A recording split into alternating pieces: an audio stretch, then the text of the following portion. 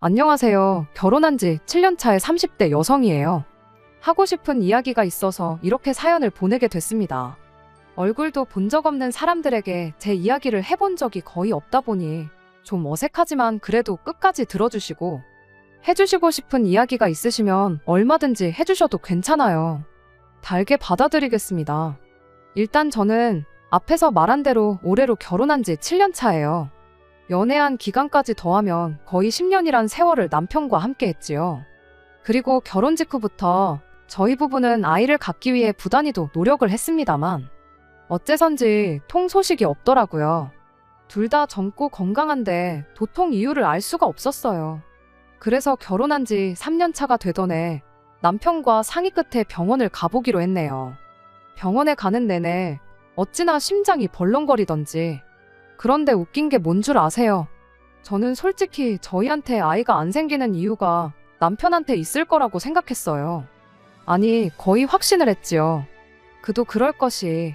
저는 20살 이후로는 매년 건강검진을 받아왔었고 그때부터 지금까지 늘 좋다는 얘기만 들었었거든요. 그래서 저는 적어도 제 건강에는 나름대로 자신이 있었어요. 그런데 검사 결과는 충격 그 자체였습니다. 남편은 아무런 이상이 없는데 제가 문제라고 했거든요. 여기다 다 이야기를 할 수는 없지만 저 때문에 아이가 안 생기는 거다. 그리고 앞으로도 높은 확률로 아이를 갖긴 어려울 거라나요. 그리고 그날 이후로 한동안 제 눈에선 눈물이 마를 날이 없었어요. 하지만 슬픔은 저만의 몫이 아니었습니다. 제가 슬프고 힘든 것보다 더 괴로운 건 제가 보기에도 남편이 너무 불쌍했다는 거예요. 사실 저야 아이를 그렇게 좋아하는 편은 아닙니다. 그래서 아주 오래전부터 결혼을 하더라도 아이를 꼭 낳아야 한다고 생각해 본 적은 없어요. 사랑하진 않지만 애 때문에 참고 산다는 부부들도 이해할 수가 없었고요. 하지만 저희 남편은 달랐습니다. 원래부터 애들을 아주 좋아했다고 했거든요. 그래서 저한테도 못해도 둘은 꼭 낳고 살자고 했었고, 그리고 제가 보기에도 남편은 분명 좋은 아빠가 되어줄 것 같았어요. 그래서 남편 소원대로 꼭 둘은 낳아주고 싶었는데, 그런데 이제 다 지킬 수 없는 약속이자 이룰 수 없는 꿈이 되어버린 거였죠. 그리고 차라리 남편이 너 때문에 망했다고 저를 원망하거나 화라도 냈으면 제 괴로운 마음이 덜했을까요? 착한 남편은 있지도 않은 애가 뭐가 중요하냐면서 애 없이 딩크로 사는 부부들이 널렸는데 우리라고 못할 게 뭐가 있냐. 그러면서 저를 위로할 뿐이었습니다. 그리고 저는 그런 남편에게 무척이나 고마웠지만 한편으론 그게 그의 100% 진심이 아니란 건 알고 있었어요. 어쩌다 밖에서 아이를 데리고 나들이라도 나온 부부를 보게 될 때면 남편은 한동안 눈을 떼지 못했으니까요. 게다가 그런 남편의 태도보다 저를 더 신경 쓰이게 한 건 우리가 애를 가질 수 없다는 걸 알게 된 이후로 남편이 점점 더 시조카에게 사랑과 관심을 쏟아붓기 시작했다는 사실이에요. 그리고 솔직히 저는 그게 썩 좋지만은 않았습니다. 제가 시조카를 질투했다거나 그런 건 결코 아니고 시조카의 엄마인 신우의 태도 때문이었죠. 남편에게는 위로 2살 많은 누나가 있어요. 저희보다 몇 년 일찍 결혼해서 아이도 바로 낳았다 보니 시조카가 어느덧 10살입니다. 그리고 사실 남편은 결혼 전부터 시조카를 유달리 예뻐하긴 했어요. 저도 알고 있던 사실이고요. 그런데 저희가 아이를 가질 수 없단 걸 알고 나서는 그 예뻐하는 정도가 점점 심해져 갔습니다. 보통의 삼촌들이 조카들한테 하는 수준을 훨씬 벗어난 거죠. 처음으로 도가 지나치다고 느꼈던 건 병원에 다녀오고 몇 달 지났을 무렵이었어요. 아침잠도 많은 남편이 새벽 대바람부터 일어나서는 혼자 부엌에서 이리저리 바쁘더라고요. 그래서 뭐 하는 거냐고 물었더니 회사에서 먹을 도시락을 싸고 있다대요. 뜬금없이 웬 도시락을 싸는가 싶었습니다. 그도 그럴 것이 남편 회사에는 구내식당이 있어요. 게다가 회사에서 지원금도 나오다 보니 자기가 낼 돈은 2,000원인가 밖에 안 하지요. 그뿐인가요? 식단 자체가 얼마나 잘 나오는지 주변 회사들까지 소문이 파다했습니다. 그러니 제 생각엔 집에 뭐 특별히 맛있는 게 있는 것도 아닌데 도대체 왜 번거롭게 저러나 싶었죠. 그래서 그냥 가서 사 먹어 한마디 했더니 하는 말이 자기도 그러고 싶은데 돈이 없으니까 이러는 거라나요? 그리고는 냉장고를 들여다보곤 정말 뭐가 없긴 하네 하더니 일단 식빵이랑 바나나라도 좀 가져가야겠다며 혼잣말처럼 중얼거리는 거예요. 그래서 제가 아니 2,000원도 없냐고 되물었어요. 그랬더니 정말 없답니다. 이번 달 용돈을 다 썼다면서요. 그리고 그 소리를 들으니 진짜 황당한 거예요. 참고로 저희 남편의 용돈은 달에 70만 원으로 제 주변 애엄마들 이야기를 들었을 때를 생각하면 결코 적은 액수가 아니었습니다. 게다가 술, 담배도 안 하지. 그렇다고 골프 같은 돈이 많이 드는 취미 생활을 하는 것도 아니지. 통신비며 주유비는 생활비에서 나가지. 그러니 70만 원을 도대체 다 어디다 썼길래 2,000원도 없다는 건가? 저로서는 도무지 납득할 수가 없었죠. 그래서 제가 농담처럼 혹시 여자라도 생겼냐고 그랬어요. 그렇지 않고서야 그 돈을 다 어디다 썼냐고요. 그랬더니 장난이라도 그런 소리는 하지 말라면서 정색을 하는데 제가 정말이지 막 추궁을 하듯 물은 것도 아닌데 뭘 저렇게까지 정색을 하나 싶은 게 그때부턴 이해가 안 가는 게 아니라 걱정만 되더라고요. 이 인간이 나 몰래 도박을 하나? 아니면 주식인가? 그리고 생각이 거기까지 뻗치니 혹시 나 몰래 대출을 받거나 그런 건 아니겠지. 정말이지 머리가 다 아파오더라니까요. 그래서 비록 제가 터치하지 않기로 한 남편의 용돈이긴 했어도 전후 상황은 알아야겠다 싶어서 남편을 거실로 불러냈습니다. 그리고는 도시락 싸는 건 잠깐 멈추고 이야기 좀 하자 했더니 출근해야 하는 사람을 붙잡고 왜 이러냐며 저도 빨리 출근 준비나 하란 식인 거예요. 하지만 제가 뭐 토론을 하자는 것도 아니고 그냥 그 용돈을 다 어디다 썼는지만 말해주면 되는 거 아니냐고 끈덕지게 남편을 붙잡고 늘어졌습니다. 그랬더니 그제서야 남편이 하는 말이 조카한테 썼대요. 조카가 이번 달에는 갖고 싶어 하는 게 많아서 자기가 좀 무리를 했다나요? 황당했죠. 아니 조카가 갖고 싶은 게 많다고 왜 자기가 그걸 다 사주나 싶어서요. 하지만 더 저를 황당하게 한 건 그 이야기를 하는 남편의 태도였습니다. 담담하다기보다는 뭐랄까 너무 태연했거든요. 아무렇지도 않은 표정도 그렇고. 그러다 문득 그럼 혹시 이번 달만 그런 거냐 물었습니다. 그랬더니 자기도 뭐가 좀 민망하긴 했는지 씩 웃더니 한다는 말이 그럴 리가 있냐. 정말 기가 막히더라고요. 그래서 아니 아무리 조카가 예뻐도 그렇지 매달 그 돈을 다 퍼준 게 말이 되냐며 언성을 좀 높였습니다. 그랬더니 남편이 좀 억울하단 표정으로 하는 말이 자기가 자기 용돈으로 알아서 한 건데 그렇다고 막말로 자기가 저한테 손을 벌리기라도 했냐 어쨌냐 하면서 저더러 그렇게 야박하게 굴지 말라는 거예요. 서운하다면서요.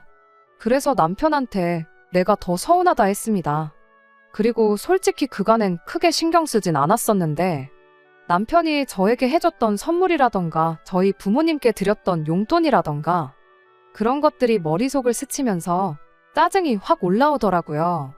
돈을 얼마나 썼는지로 따지는 게 치졸해 보일지도 모르지만 저나 저희 부모님이 남편한테는 시족하만도 못한가 싶었으니까요. 그리고 한편으론 신우도 참 어이가 없었어요. 아무리 지 자식한테 잘하니 좋아서 그랬다곤 쳐도 저희 남편이 자기한테는 동생이기도 하잖아요.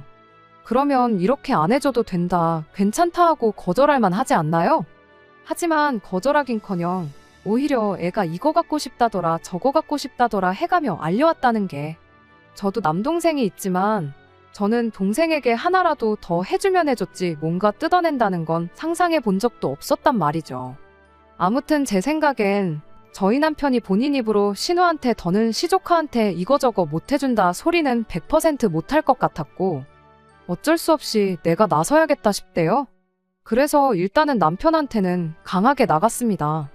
솔직히 마음 한켠에선 아침부터 하품쩍쩍해가며 도시락 싼다고 부산 떠는 남편이 안쓰럽기도 하고 그래서 그깟 점심값 몇 푼이나 한다고 가서 사 먹으라고 얼마라도 줄까 하는 생각도 있었지만 그랬다간 습관되지 싶어서 회사 나가서 밥을 빌어먹든 누가 먹다 남긴 걸 얻어먹든 알아서 하라고 했어요. 적어도 집에 있는 음식은 가져갈 생각은 꿈도 꾸지 말라고요. 그리고 신우한테 연락해서 주말에 다 같이 좀 만나게 약속 좀 잡으라니까. 남편이 자기가 나이가 몇 살인데 용돈 문제로 누나까지 불러내야 하냐면서 오히려 더 목소리를 높이더라고요. 그래서 당신 말 잘했다고 당신 말대로 당신 나이가 몇 살인데 용돈도 규모 있게 못 쓰고 그걸 시조카한테 다 털어주고 왜 아침부터 거슬리게 궁상을 떨고 그러냐고 받아쳤습니다. 그리고는 내가 차라리 당신이 어디서 돈을 흘렸다고 하면 한 번의 실수니까 이해를 하고 넘어갔겠지만 지금까지 내내 이 모양이었다 생각하니 우라가 치민다고 했어요. 그리고는 혹시 지금도 내가 왜 화가 난 건지 이해가 안 되는 거면 오늘 한번 밥 쫄쫄 굶으면서 생각 좀 해보라고 했지요. 이게 쪽팔린 일인지 아닌지도 헷갈리면 주변에 한번 물어봐도 괜찮다면서요. 그랬더니 계속해서 저더러 너무하네 어쩌네. 하지만 결국 저도 남편도 어쨌든 출근을 해야 했기에 제대로 된 결론 없이 대화는 흐지부지 되었습니다. 그런데 그 일이 있고 며칠 뒤 남편 서재를 정리하다 우연히 남편의 카드 명세서를 발견했어요. 그러면서 세금 문제 때문에 어차피 연말에 다 필요하다며 이메일로 받던 걸 종이로 바꿨다고 한 게 문득 떠올랐지요. 그리고 제가 원래 정말 집요한 사람은 아닌데 그날은 어째서인지 남편 방을 뒤져보고 싶대요. 카드 명세서를 보면 남편이 용돈을 어떻게 쓰는지 대충 사이즈가 나올 게 분명했으니까요.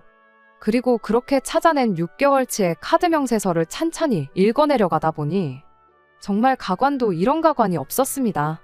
고가의 타블렛부터 시작해서 몇십만 원짜리 게임기에 그뿐인가요? 키즈카페를 비롯한 애들 브랜드 매장까지. 이게 시조카한테 쓰였다는 걸 제가 몰랐다면 남편한테 숨겨둔 애라도 있나 싶었을 정도로 전부 애한테 관련된 것들밖에 없었습니다. 그리고 카드로 이 정도면 현찰은 안 썼겠어요? 안 봐도 비디오였지요. 정말이지 허무하기도 하고 한편으론 억울하고 화도 나고. 그리고 그 모든 감정은 단순히 남편이 시조카한테 돈을 많이 썼기 때문만은 아니었어요. 돈이 많으면야 시조카한테 얼마든지 잘해줘도 좋지요. 하지만 저희는 그렇게 또 넉넉한 형편이라고만은 볼 수가 없었습니다. 당장이야 맞벌이니 그럭저럭 먹고 살만하다 쳐도 한치 앞을 모르는 게 인생이잖아요. 그래서 저는 항상 어떻게든 한 푼이라도 아끼려고 아둥바둥이었고 남편도 제가 그렇다는 걸 잘 알고 있었는데 그럼에도 불구하고 그런 저는 안중에도 없었는지 시쳇말로 시조카한테만 몰빵을 하고 있었다는 게 한마디로 배신감까지 들더라니까요. 그래서 그날 저녁 퇴근한 남편에게 아무 말 없이 카드 명세서들을 들이밀었습니다. 그리고는 이게 뭐냐는 표정의 남편에게 내가 형광펜으로 칠해놓은 거 보이냐? 이게 다 내가 보기엔 당신이 시조카한테 쓴 돈 같은데 맞냐고 물었어요. 그랬더니 남편이 좀 당황한 얼굴로 저와 명세서를 몇 번이고 번갈아 보더니 약간은 자포자기한 듯이 그래서 지금 자기더러 어쩌라는 거냐대요. 그래서 지금 내 앞에서 신우한테 전화 걸라고 그래서 셋이 만날 자리 좀 만들라고 했지요. 그랬더니 또 그 소리냐면서 또 목청을 높이는 거예요. 그래서 이번엔 저도 지지 않고 같이 소리를 질렀습니다. 왜 못 만나게 하냐고 남매가 나 빼놓고 무슨 작당모이라도 했냐고요. 그랬더니 남편도 더는 어쩔 수가 없다 싶었는지 결국 신우에게 전화를 걸대요. 그리고는 뭐 와이프가 보잔다 하니까 신우가 걔가 왜 보자고 하냐며 짜증스러운 목소리로 남편에게 되묻고 그러니까 다시 남편이 신우더러 그건 만나보면 알 거라며. 남편 딴에는 있는 대로 통화 볼륨을 줄이긴 했는데 뜨문뜨문 새어나오는 신우 목소리에서 신우도 어지간히 짜증이 났다는 건 알겠더라고요. 그리고 뭐 결국 주말에 저희 부부가 신우네 집에 가는 걸로 얘기가 됐습니다. 그런데 이틀 뒤 토요일 아침이었어요. 남편더러 얼른 가게 준비하라니까 하는 말이 배가 아프다면서 한 걸음도 못 걷겠다나요? 그러면서 신우네는 다음에 가야 할 것 같다는데 그래서 그럼 당신은 집에서 쉬라고 나만 다녀오겠다 했습니다. 그랬더니 아주 그냥 있는 대로 얼굴을 찌푸리더니 무슨 도살장 끌려가는 소마냥 따라 나오는 거예요. 하지만 그러던지 말던지 남편이 그럴수록 저는 신우한테 할 말은 하고 와야겠다는 의지가 불타올랐습니다. 그리고 그렇게 1시간을 달려 신우네 집에 도착했어요. 그런데 현관문을 열어주는 신우가 오느라 수고했다 뭐 이런 말은 고사하고 일단 짜증부터 내기 시작했습니다. 주말에 남의 집에 이렇게 오는 거 매너 없는 짓인 거 모르냐면서요. 그리고 평소에 저라면 대번에 죄송하단 얘기부터 했을 텐데 그날은 며칠 전부터 남편 때문에 짜증도 나 있었고 그래서인지 여러모로 평소처럼 하고 싶지가 않더라고요. 그래서 형님도 한동안 저희 집에 아무 때나 오시지 않았냐고. 그래서 저는 당연히 괜찮을 줄 알았다고 그랬어요. 게다가 저희는 약속도 하고 왔지 않냐면서요. 그랬더니 밖에서 봐도 될 걸 굳이 집으로 왔다고 또 짜증을 내는데, 솔직히 그건 제가 우긴 게 맞아요. 어떻게든 제 눈으로 집안을 한번 살펴봐야겠다 싶었거든요. 그래서 시누가모라건 더는 대꾸하지 않고 멀찍이 서 있는 시조카한테 외숙모가 심심해서 그런데 게임기 좀 시켜줘 했습니다. 그랬더니 시조카가 아주 울상을 하고는 게임기 없어요 그러는 거예요. 그래서 왜 게임기가 왜 없어 하고 물으니 신우가 불이 나게 와서는 한다는 말이 아는 사람이 빌려달래서 빌려줬답니다. 그러니까 저희 남편이 애가 갖고 싶다고 한 지 얼마나 됐다고 그걸 벌써 남을 빌려줬냐며 누나도 참 너무한다고 한 소리 하더라고요. 그리고 저는 시족하더러 그러면 게임기 말고 뭐가 있을까? 타블렛은 어딨어? 우리 거기다 그림 그리고 놀자 그랬어요. 그랬더니 시조카가 타블렛이 뭐냐며 오히려 저한테 되묻는 게 아니겠어요? 그래서 제가 왜 은색으로 된 네모난 거 뒤에 사과 그려진 거 삼촌이 너가 갖고 싶다고 해서 사줬다던데 했지요. 그랬더니 시조카 말이 자기는 그게 뭔지도 모른다대요. 그러니까 이제 남편도 좀 황당하단 얼굴로 네가 엄마한테 갖고 싶다고 졸랐다며 아니야 하고는 되묻더라고요. 그러니까 신우가 또 손사래를 치면서 하는 말이 애가 뭘 아냐면서 한동안 TV에서 광고 나오고 할 때는 사달라고 난리를 치더니 저런다며 자기 자식더러 애가 이상하다는 거예요. 그래서 애들이 변덕이 심하긴 하죠. 하곤 제가 대충 대꾸하고는 그래도 타블렛이 있긴 있을 거 아니냐고 좀 가져다 달라고 했어요. 그랬더니 애 공부 때문에 감춰놓은 거라 안 된다는 거예요. 그래서 아니 애 줄 게 아니고 제가 지금 좀 쓰려고 한다니까.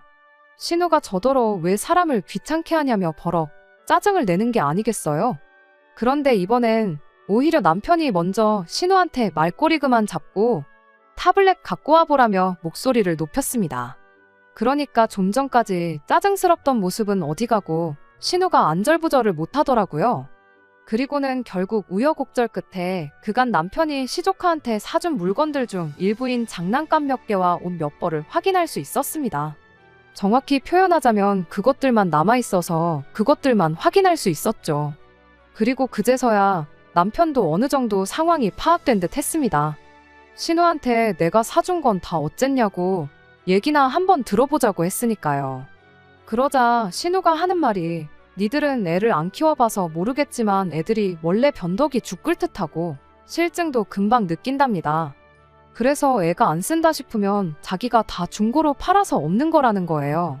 그리고는 뭐 하는 말이 그까짓 거 중고로 팔면 얼마 나오지도 않는다면서 그나마도 생활비에 보탰었다고 그러니까 그러려니 하고 넘어가라나요? 뻔뻔한 신우의 태도에 제가 다 황당하더라고요.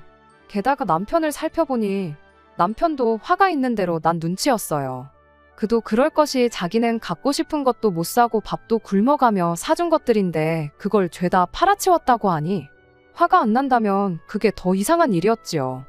남편은 긴 한숨을 내쉬더니 신우더러 생활비가 모자라면 차라리 빌려달라고 말을 하지 왜 애를 팔아서 그런 짓을 했냐고 물었습니다.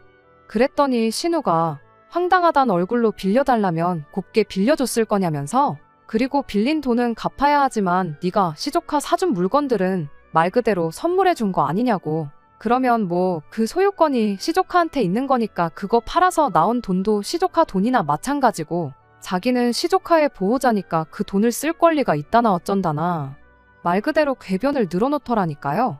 그런데 사실 저희 신우가 처음부터 저렇진 않았어요. 제가 남편하고 결혼할 때만 하더라도 뭐 성격이 대단히 좋았다거나 그런 건 아니었지만 그래도 사람이 상종 못하겠다 싶을 만큼 뻔뻔하고 억지를 쓰는 그런 스타일은 아니었단 말이죠. 그런데 어쩌다 저렇게 된 건가 싶은 게 저희 남편이 당한 걸 생각하면 정말 얄밉고 분하면서도 한편으론 괜히 측은한 마음까지 들더라니까요. 그리고 얼마 후 어머님을 통해서 알게 된 건 심해부가 도박을 했답니다. 도박을 해서 뭘 얼마 잃은 수준이 아니라 여기저기 빚까지 내가면서 말 그대로 집 재산을 싹 다 말아먹은 모양이에요. 그러면서 어머님이 신우 상황이 그러하니 저더러 이번 한 번은 그냥 넘어가라고 당신이 나중에 기회 봐서 잘 알아듣게 이야기하시겠다고요. 그래서 저도 마음 같아선 누나가 돼서는 동생 뜯어먹고 사는 게 할 짓이냐고 인생 똑바로 살라고 퍼붓고 싶었는데 꾹 참았습니다. 아예 두 번 다시 안 보고 살 거면 모를까. 그래도 어쨌든 가족이니까 제 나름대로 한 번의 기회는 줘보기로 한 거죠. 다만 남편한테는 단단히 일러뒀어요. 시조카를 예뻐하지 말라는 건 아니지만 뭐든지 적당히 도를 지나치지 말라고.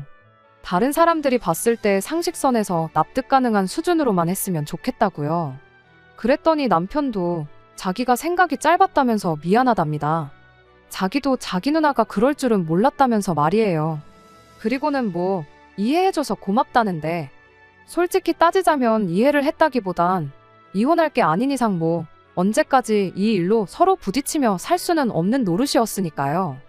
그래서 그냥 이 정도 해뒀으면 충분하지 않을까 하고는 넘어가기로 한 거죠. 그리고 저희는 상의 끝에 제가 경제권을 다 갖기로 했습니다. 제가 남편더러 이번 일로 당신에 대한 신뢰를 전부 잃었으니 경제권을 저한테 이임하라고 했거든요. 그랬더니 남편도 순순히 알겠다고 하대요. 그래서 당장 용돈부터도 매달 초 목돈으로 주던 것을 매주 얼마씩 쪼개서 주는 걸로 바꿨어요. 아무튼 그렇게 상황이 일단락되는 동안 신우네랑도 더는 이렇다 할 교류는 없었습니다. 신우도 그렇고 심해부도 그렇고 여러 가지로 쪽팔려서 그랬는지 시댁에도 잘 안 온다고 하더라고요. 그러니 저희 부부랑은 더욱이 마주칠 일이 없었죠. 그리고 그렇게 한 2년쯤 지났을까 웬일로 신우한테 연락이 왔어요.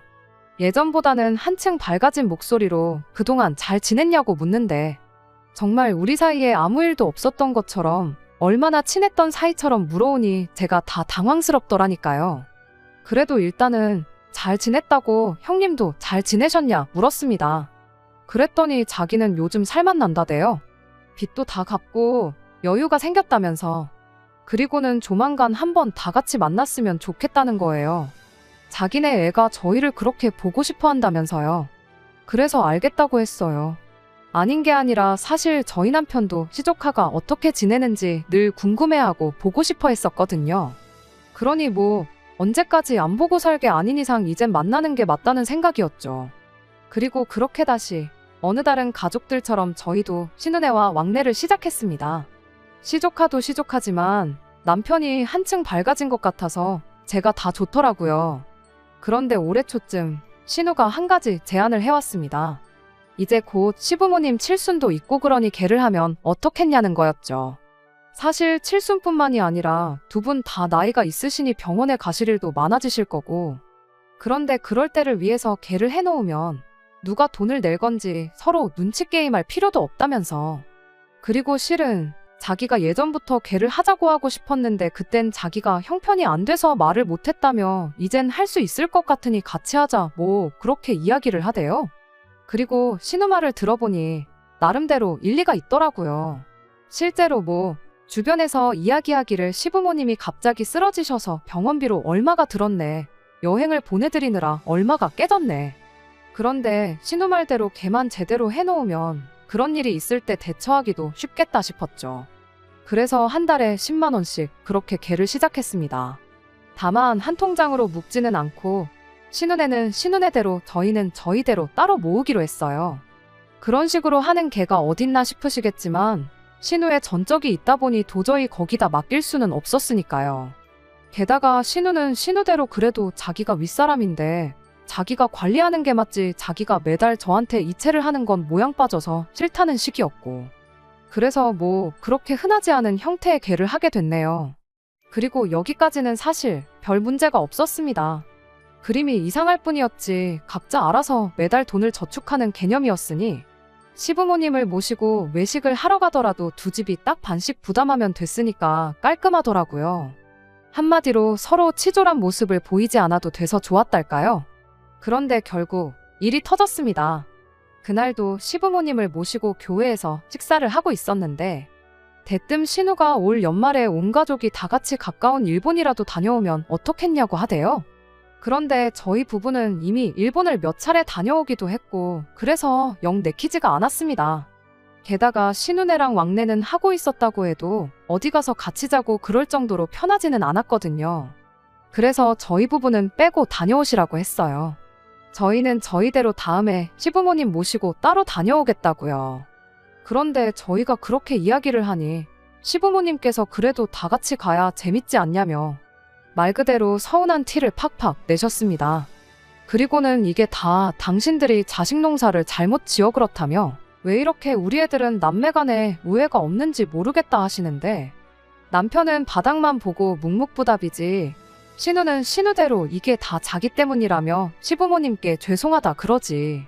그러니까 순식간에 제가 제일 나쁜 사람이 돼버렸더라고요. 그래서 결국 알겠다고 같이 가겠다고 했어요. 그리고는 마음을 고쳐먹었습니다. 어떻게 보면 또 이번 기회로 가족들 간에 더 끈끈해질 수도 있고 뭐 어머님 아버님한테 효도한다 생각하면 그깟 며칠 참아보자면서요. 그런데 며칠 뒤 신우한테 연락이 왔습니다. 한껏 들뜬 목소리로 저희 귀찮을까봐 자기가 여행 계획을 짰다고요. 그래서 제가 혼자 하시느라 힘드셨겠다고 했더니 좀 힘들긴 했지만 괜찮다면서 아무 걱정 말고 자기만 믿고 따라오라대요. 그래서 저는 그래도 한번 다 같이 만나서 이야기는 나눠봤으면 좋겠다고 했습니다. 어딜 갈 건지 뭘 먹을 건지 그런 정보도 하나 없이 무슨 유치원생들 소풍 가는 것도 아니고 신우 뒤만 졸졸 쫓아다닐 수는 없다 싶었으니까요. 그랬더니 신우는 좀 전과는 달리 한껏 날카로워진 목소리로 정 그래야겠으면 알겠다고 하대요. 그런데 만날 시간은 안 되니까 전화로 얘기하자길래 그러자 하곤 남편까지 불러냈습니다. 그리고 그때부터 스피커폰으로 신우가 여행 일정을 불러주는데 당장 첫날 도착하자마자 놀이공원을 간다는 거예요. 그래서 제가 어머님 아버님을 모시고 놀이공원을 가자는 거냐니까 그래도 거기가 유명한 곳이니 가보는 게 좋겠다나요? 게다가 그뿐만이 아니었습니다. 가자고 정한 식당들도 죄다 파스타에 햄버거에 제가 보기에는 절대로 어머님 아버님이 잘 드실 만한 메뉴들이 아니었지요. 하지만 무엇보다도 황당했던 건 신우가 심해부 동생도 데려간다는 거였어요. 그래서 제가 그 사람을 왜 가족여행에 데려가냐고 말도 안 된다니까. 일본어를 할 줄 아니까 여행 경비를 내주는 대신 통역을 해주기로 했다고요. 어이가 없었죠. 솔직히 요새 누가 일본어를 할 줄 알아야만 일본에 가나요? 가면 천지에 한국말로 다 써있는데 그래서 그럴 필요 없다. 당장 나도 몇 마디는 할 줄 알고 일본어 못해도 여행하는데 전혀 지장 없다. 하지만 신우는 계속해서 그래도 어머님 아버님한테 무슨 일이 생길지 아냐며 유창하게 일본어를 할 수 있는 사람을 꼭 데려가야 한답니다. 그리고는 저더러 안 데려갔다가 한 분이 쓰러지시기라도 하면 너가 다 해결할 수 있냐는데 할 수 있다고 했다가 무슨 일이라도 정말 생기면 제가 다 뒤집어 써야 하잖아요. 그러니까 차마 할 수 있다 소리도 못하겠고 그래서 그럼 형님 마음대로 하시라고 했어요. 그런데 그게 끝이 아니었습니다. 여행 경비는 어떡할 거냐고 물어왔거든요. 그래서 뭘 어떡하냐. 시부모님 앞으로 들어가는 돈만 저희랑 형님이랑 반반 부담하면 되지 않겠냐 했습니다. 그랬더니 그렇게 계산하면 안 된다면서 시부모님 2분 그리고 저희 둘 신은의 식구 셋 그리고 심해 부동생까지 총 8명이지 않냐며 이 8사람 몫을 저희랑 신은의 2집이 나눠서 내야 된다나요? 황당했지요. 저희가 왜 시조카목 씨랑 심해부 동생인지 하는 사람 몫의 반을 부담해야 하는지 납득할 수가 없었으니까요. 그래서 제가 그런 계산법이 어딨냐고 그렇게는 못한다 했습니다. 그랬더니 신우가 저더러 참 똑부러진다면서 어찌나 비아냥거리던지요. 그렇게 똑부러져서 아주 부자 되겠다고 비꼬는데 저도 너무 성질이 나서 부자 될 거니까 걱정 마시라고 받아쳤어요. 그랬더니 이제 뭐 제가 자기를 무시를 하네 어쩌네 되바라졌네 어쩌네. 그리고는 촉새 같은 신우가 저랑 다퉜다며 그새 시부모님한테 이야기를 했나 봅니다. 아니 그냥 그 이야기만 했으면 모르겠지만 거기다 이래저래 살을 또 붙인 모양이에요. 그러니 어머님께서 제가 전화를 받기가 무섭게 너는 돈이 그렇게 좋니? 가족은 안중에도 없니? 인생이 돈이 다가 아니다 뭐 그런 이야기만 하시다 끊으셨겠지요. 그리고 저는 잠깐 동안 당장이라도 어머님께 찾아가서 신우랑 통화한 내용이라도 들려드리고 억울하다고 하소연이라도 해볼까 생각했지만 이내 그러고 싶은 마음도 사라져버렸습니다. 왜냐하면 신우와 통화하는 내내 옆에서 입국 다물고 있던 남편이 이번엔 제가 좀 심했다는 식으로 나왔으니까요. 신우가 헛소리를 해댈 때 남편은 제 편을 들기는커녕 중재조차 하려들지 않았습니다. 그저 팔짱 끼고 눈 감고 뭐 감상하듯 벽에 기대선 고개만 쳐들고 있었지요. 그리고 그때도 저 서운했지만 남편에게 아무 말도 안 했습니다. 이제 겨우 다시 신우네랑 그럭저럭 지내고 있었으니 자기도 어쩔 줄을 몰라서 저러나 보다고 그렇게 생각하려고 했거든요. 그런데 차라리 끝까지 가만히나 있지. 난데없이 저더러 너무하네 계산적이네 그러는데 정말 허탈했어요. 그래서 남편더러 너네 누나는 양심이 없고 너는 결국 나보단 네 가족인가 보다 쏘아붙였고 그리곤 뭐 나중엔 서로 그간 마음에 꽁하고 있던 것들까지 다 끄집어내가며 싸우고 말았네요. 가족 여행이 뭐라고 이렇게까지 일이 커질 일인가 싶으면서도 한편으론 그 얌체 같은 기질을 못 버리고 또 잔머리나 굴려대는 신우가 미워 죽겠습니다. 왜 자꾸 눈에 뻔히 보이는 수로 야가 빠지게 행동을 하는 건지. 그리고 그래도 핏줄이 뭐라고 그런 신우 편을 드는 남편도 참으로 이해할 수가 없네요. 안녕하세요. 일전에 개념 없는 신우 때문에 남편하고 부부싸움했다는 사연을 보냈었는데 기억하실지 모르겠어요. 잘 지내셨나요? 저는 뭐 잘 지냈다기보다는 이런저런 일들이 있었습니다만 결국은 이혼하기로 했어요. 사실 부부 사이에 아예 안 싸우고 살 수는 없죠. 그리고 저희라고 그동안에 안 싸우다 처음 싸운 것도 아니었고요. 하지만 이번엔 싸움도 컸고 무엇보다 신우는 물론이고 시부모님까지 남편이 옳고 제가 그르다고 하니 더는 뭐라 할 말이 없대요. 물론 그분들이 제 편을 들어줄 거란 기대는 애시당초 없었습니다만 그래도 막상 그렇게 한가족이라고 똘똘 뭉쳐서는 저만 나쁜 사람으로 몰아가니 저도 뭐 더는 어쩔 도리가 없더라고요. 그리고 무엇보다도 어머님의 한마디가 비수가 되어 제 가슴을 후벼 팠어요. 어차피 너 때문에 너네 부부는 애도 못 갖는데 뭐 한다고 그렇게 돈을 움켜쥐고는 안 놓으려고 하냐면서. 심보가 고약하니 몸이 그런 거라고 하셨거든요. 그리고 그 한마디를 딱 듣고 나니까 뭐 더는 아무 생각도 안 들었어요. 그런 말을 듣고도 결국 여행을 같이 가는 제 모습이 얼마나 초라하고 우스울지도 상상이 안 되고 그리고 한번 그러고 나면 이제 툭하면 그런 말씀으로 제 마음을 긁어내고 상처를 주실 텐데 그럴 때마다 제가 버틸 수 있을 것 같지도 않았죠. 그래서 남편에게 재산 정리해서 이혼하자 했습니다.